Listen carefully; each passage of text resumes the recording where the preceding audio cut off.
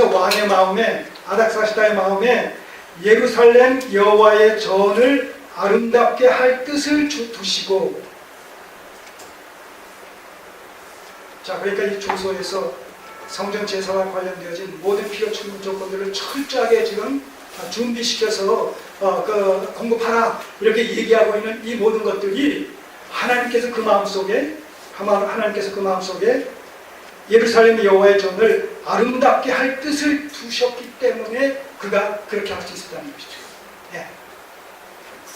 그가 강제당하는 심정으로 억지 춘향식으로 하는 것은 아니지만, 자기 필요에 의해서 하는 것이지만, 그러나 그 이면에는 바로 하나님의 이런 거룩하신 뜻이 그 마음을 주장함으로 말미암아 그가 이런 성전 제사의 회복을 위해서 온갖 심혈을 다 기울이고 있게 되었다라는 사실을 여기서 우리가 알 수가 있어요.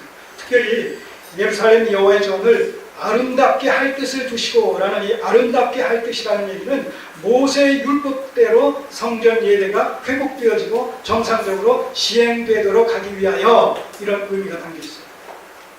자, 그래서 우리가 에스라가 특별히 이 성전 제사의 회복과 관련해서 예루살렘 여호와의 전을 아름답게 할 뜻을 두셨다. 아름답게 할 뜻이라는 이 아름답게라는 이런 표현, beautify라는 것인데, 아름답게 할 이 표현이 이사야서 60장에 기록되어 있어요.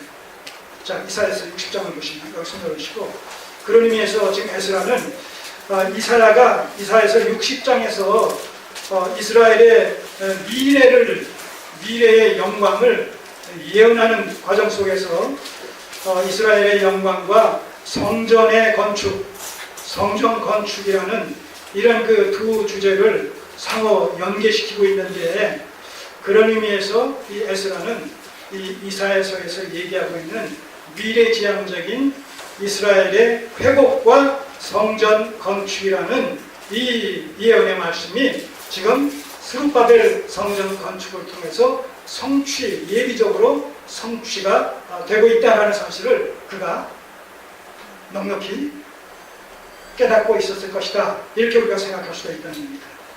자, 60장 1절을 보게 되면, 일어나라 빛을 발하라. 이는 내 빛이 이르렀고 여호와의 영광이 내 위에 임하였음이니라. 보라, 어두움이 땅을 덮을 것이며 캄캄함이 만민을 가리우려니와 오직 여호와께서 내 위에 임하실 것이며 그 영광이 내 위에 나타나리니 열방은 내 빛으로, 열왕은 비치는 내 광명으로 나오리라. 자, 이스라엘의 미래지향적인 회복과 영광을 지금 여기서 얘기하고 있는 거거든요. 근데 이것과 관련해서 13절을 보시면, 7절을 먼저 보시면, 13절을 먼저 보십시다. 13절을 보십시다. 13절 보시면, 레바논의 영광, 곧 잣나무와 소나무와 황양목이 함께 네게 이르러 내 거룩한 곳을 아름답게 할 것이며 내가 나의 발 둘 곳을 영화롭게 할 것이니라. 자, 이것은 지금 뭐 얘기하는 것이겠어요? 성전 재건, 성전 건축에 대한 얘기 아니겠습니까? 성전에 쓰여질 나무들, 재료로서의 나무들 얘기 아니겠어요? 레바논의 영광, 레바논에서 특별히 수입되어지는 그런 성전 건축에 필요한 재료로서 잣나무, 소나무, 황양목이 함께 네게 이르러 내 거룩한 곳을 아름답게 할 것이며, 거룩한 곳이 뭐겠어요? 성전 아니겠습니까? 그리고 내가 나의 발둘 곳, 발등상, 발둘 곳을 영화롭게 할 것이다. 자, 성전을 여기서 가리키고 있습니다. 그러니까 이스라엘의 미래적인 영광과 성전의 회복이 지금 함께 묶여져서 지금 그 얘기되고 있는 것을 보게 됩니다. 바로 이 예언이 1차적으로 지금 스룹바벨의 이 성전 건축을 통해서, 그리고 이제 에스라에 의해서 그 스룹바벨 성전에서 지내는 제사가 모세 율법에 근거해서 정상적으로 회복되어질 것을 염두에 뒀을 때, 바로 하나님께서 아닥사시다 왕을 통해서 이방인들을 통해서 성전 예배가 회복될 수 있는 모든 필요 충분 조건들을 다 충족시키도록 역사하시는 이 상황을 보면서 이 이사야의 이 60장의 예언의 말씀이 지금 예비적으로 에스라 시대에 스룹바벨 성전을 통해서 성취되고 있다는 사실을 지금 에스라는 감지하고 있는 거죠. 우리는 이미 1차 포로 귀환과 관련해서 스룹바벨 성전의 재건과 관련해서 학개서 2장 9절에서 어떤 사실을 우리가 이미 발견했죠? 이전의 나중 형편이, 이전의 나중 영광이 이전 영광보다 클 것이다라는 사실을 우리가 이미 살펴보지 않았어요. 그런 의미에서 우리가 그걸 살펴보면서 스룹바벨 성전이 이전 영광, 솔로몬 성전보다 더 성전이 실체되신 예수 그리스도에 가깝게 다가옴으로 말미암아서 성전이 실체되신 예수 그리스도를 예표한다는 측면에서 솔로몬 성전보다 스룹바벨 성전이 더 실질에 가깝게 지금 그 위치가 점이됨으로 말미암아 성전이 실체되신 예수 그리스도로 말미암아서 나타나게 될 영광과 그 예수 그리스도에게 연합되어짐으로 말미암아 성전의 기능을 계승하게 되는 교회 공동체의 영광을 더 구체적으로 현시하고 있다. 우리가 이렇게 해석하고 정리하지 않았습니까? 그 맥락에서 봤을 때 지금 에스라가 여기서 얘기하고 있는 그 스룹바벨 성전을 아름답게 그렇게 이제 그 성전 예배를 회복시키는 문제를 갖다가 아름답게 할 뜻, 아름답게라는 이런 말씀으로 좀 사용했다는 것은 아까 이사야서 60장 13절의 그 말씀이 이루어지는 것으로 그렇게 에스라가 알고 있었다라는 말 자체가 의미가 있어요, 없어요? 있는 것이죠. 그렇기 때문에 이것은 예표일 뿐만 아니라 더 나아가서는 그 이사야서 60장에서 얘기하고 있는 그 이스라엘의 미래적인 영광이 참 이스라엘인 교회의 미래적인 영광을 얘기하고 있는 것이기 때문에 이 스룹바벨의 그 성전 속에 담겨진 미래지향적인 이런 그 구속사적인 의미라는 것은 곧 교회 공동체의 영광과 아울러서 지켜지고 있다. 이렇게 우리가 정리할 수 있는 것이죠. 그러니까 오늘 우리가 자꾸 말씀드리지만 이 선지자들의 새로운 약과 또 다윗 왕국의 약속에 나타난 미래지향적인 다윗 왕국, 신다윗 왕국의 재건이라는 것이 결국 교회 공동체를 얘기하는 것이고 그 교회의 영광을 얘기하는 것이고 교회의 궁극적인 그 성취를 지금 얘기하는 것이기 때문에 오늘 우리가 바른 교회 속에서 하나님을 말씀 안에서 바르게 알고 바르게 섬긴다는 사실은 그 미래지향적인 천국에서의 구원의 삶을 여기서부터 우리가 선취적으로 맛보아 체험한다는 그런 의미가 담겨있다는 거예요. 그냥 우리가 예배당에 왔다 갔다 하고 난 하나님 믿는다, 나는 예수 믿는다 하고 그냥 그 어떤 지적으로 고백을 하고 그냥 방편적으로 신앙생활하고 이런 그 기독교 신앙의 어떤 정체성과는 본질에서 차별화되어진 것을 우리가 확인하게 되지 않습니까? 정말 우리는 성경적으로 성경에 입각해서 하나님을 바르게 알고 하나님의 구속의 경륜을 바르게 깨달아서 그 부르심에 합당한 성도의 어떤 도리를 통해서 하나님을 섬겨드리게 될 때 그것이 비로소 성경적인 신앙으로 그렇게 인정이 될 수 있단 말입니다. 자, 두 번째로 그래서 28절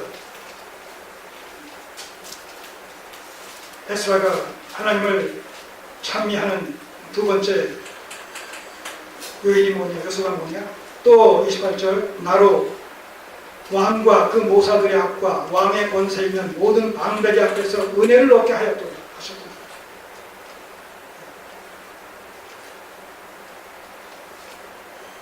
피지대국의 백성 중에 한 사람인 자기를 그 대제국 바사의 고위 관료로 발탁을 해서 이 엄청난 마업을 수행할 수 있도록 정권을 부여해 준 이 사실에 대해서 바로 하나님의 은혜로 말미암아 이런 일들이 일어날 수 있었다. 이렇게 고백을 합니다. 그런가 하면 마지막으로 나의 하나님 여호와의 손이 권능의 손이죠. 나의 손이라는 권능의 손이 권능이 나의 위에 있으므로 나와 함께 하심으로 말미암아 내가 힘을 얻어서 이스라엘 중 두목을 모아 그건 족장들이나 가족들의 가장 이런 의미가 담겨 있습니다. 이런 지도자급을 모아서 나와 함께 포로기한 길에 올라올 수 있게 하셨다는 것이죠. 자, 우리는 이 말씀들을 통해서 어느 시대건 하나님의 백성들은 그 시대에 하나님의 구속사를 운반하는 자들로서 그 시대에 하나님의 나라를 이루시는 일에 그 나름대로 다양한 이런 그 모양과 모습으로 쓰임을 받고 있다는 것입니다. 오늘 우리는 불러서 외롭게 우리의 삶의 여정길을 순례하는 것이 아니라 하나님께서 이 시대에 우리와 함께 하시고 이 시대에 신자와 불신자를 아울러서 기뻐하시는 뜻 가운데 섭리적으로 주관하셔서 그 시대에 하나님과 상관없는 불신자 아닥사주다 왕을 사용하시고 그 일곱 모사들을 주장하셔서 하나님의 뜻을 이루어 가시듯이 이 시대에도 불신자를 망론하고 또 신자를 망론하고 이들의 삶을 주관하셔서 궁극적으로 하나님의 뜻을 이루어 가신 것만이냐마 최종적으로 하나님의 구속사가 완성되어지는 그 지점에까지 하나님께서는 세상 역사를 이끌어 가시는 것이죠. 자, 이 하나님이 보이셔요? 이 하나님이 확인됩니까? 이 하나님이 만져지십니까? 이 하나님의 음성이 들리십니까? 그래서 성경을 우리에게 주셨다는 것이죠. 지침서를.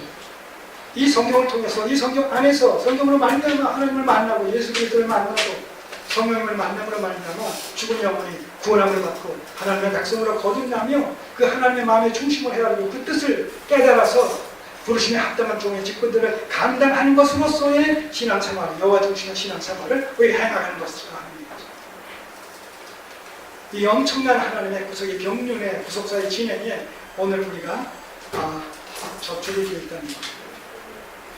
여러분들이 하시는 그 일들을 통해서 한편으로는 우리의 현실적인 문제를 의식주의 문제를 해결해 주시고 또 한편으로는 하나님의 뜻을 이루시는 일에 우리의 전 삶을 기뻐하시는 뜻대로 소망해 가신다는 이 사실을 다시 한번 우리가 확신하시면서 우리의 남은 삶에가 하나님과 동행하심으로 말미암아 하나님의 뜻을 이루시는 데 좀 더 적극적으로 기회되는 삶을 살아갈 수 있게 되기를 기도하는 소망입니다. 기도드리겠습니다.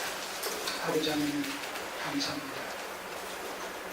오늘 말씀을 통해서 역사를 주관하시는 하나님의 성하시는 임재하시는 그 오묘하신 손길을 보게 하셔서 살아계신 하나님을 신앙하게 하시고 고백하게 하시니 감사드립니다.